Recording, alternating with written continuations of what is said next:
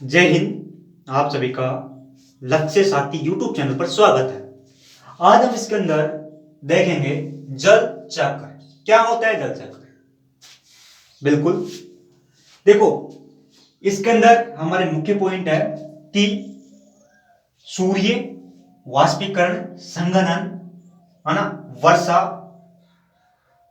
और जल चक्र, ये सभी एक दूसरे से संबंधित है। अब देखते हैं जल चक्र क्या है। अब जल चक्र कराने वाला है ये भाई साहब है सबकी जड़।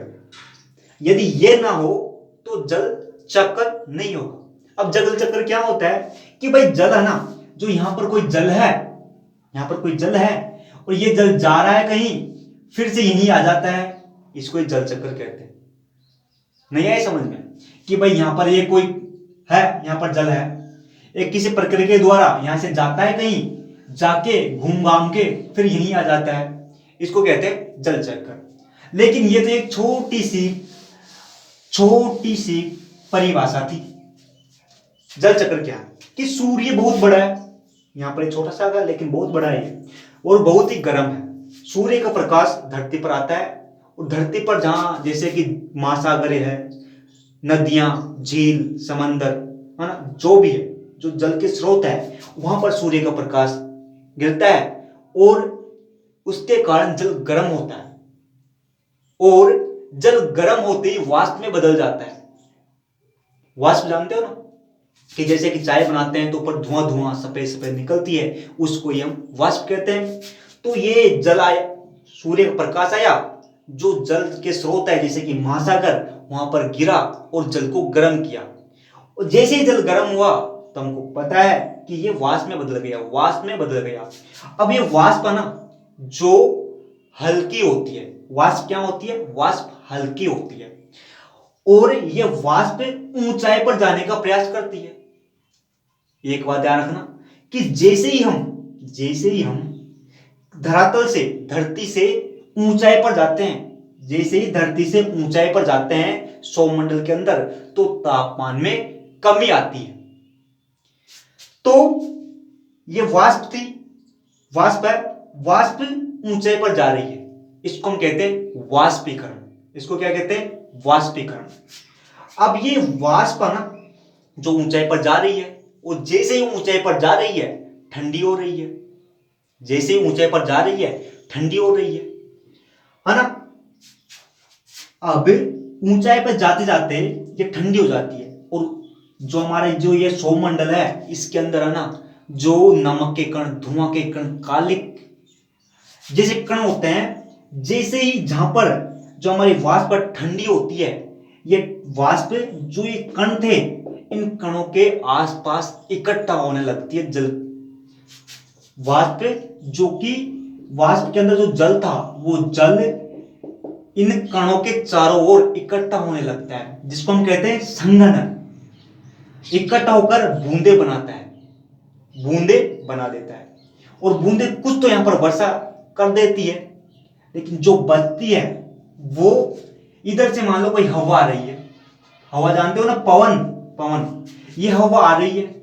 अब ये हवा है ना, जो आ रही है इधर से इधर, तो ये अपने साथ जो ये बादल थे, जो ये बादल थे, ये बादलों को ये हवा है ना, जो अपने साथ ले आती है समुद्री इलाकों से, जो जो धरातल है ना, मैदानी इलाकों में। अब मैदानी इलाकों में जहां पर पर्वत है, वो पर्वत इन बादलों को रोक लेते हैं और ये पर्वत है ना, इन बादलों को जाने नहीं देते हैं आगे। लेकिन ये बादल बहुत जिद्दी है, ये बादल कहते हैं कि हम तो जाएंगे, हम नहीं रुकेंगे, तुम कौन होते हैं हमको रोकने वाले? तो ये बादल यहां पर आ गए, यहां पर ये बादल आ गए, है ना। अब ये बादल इस पहाड़ से कह रहा है कि हम तो जाएंगे, ये कह रहा है कि नहीं जाने देंगे। तो ये कोशिश करता है बादल कि ये ऐसे तो जाने देगा नहीं हमको आर पार, हम इसके ऊपर से चलते हैं, इसके ऊपर चलते हैं, है ना। इसने डिसाइड कर लिया बादल ने कि ऊपर चलेंगे। अब ये बादल है ना, जैसे ही इस पर्वत को पार करने की कोशिश करता है तो ऊंचाई पर जाता है, जैसे ही ऊंचाई पर जाता है तो जो इन बादल इनका ये ठंडे होने लगते हैं, ऊंचाई पर जाते ही तापमान कम होने लगता है, और जो इन बादलों में वाष्प थी ये बूंदों में बदलने लगती है, और ये बूंदे जो कि एक वर्षा का रूप ले लेती है, जिसके कारण यहां पर क्या हो जाती है, वर्षा, अधिक वाली वर्षा। अब ये वर्षा है ना, जो ये वर्षा है, ये वर्षा का जल किस में आ जाता है, नदियों में। किस में आ जाता है, नदियों में। अब वो ये नदियां है ना, ये नदियां आ जाती है महासागरों में। इसी प्रक्रिया को हम कहते हैं जल चक्र।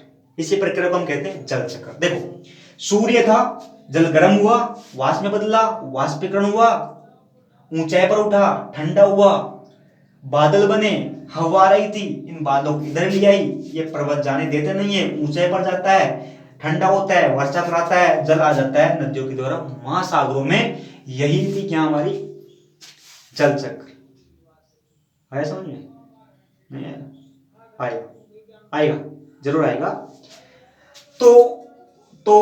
तो ये हमारे क्या था, एक बेसिक था, बेसिक यानी कि जो सबसे हल्के वाला होता है ना, मोटा मोटा, ये मोटा मोटा था।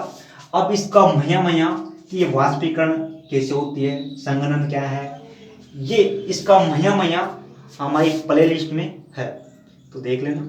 जय हिंद, फिर मिलते हैं।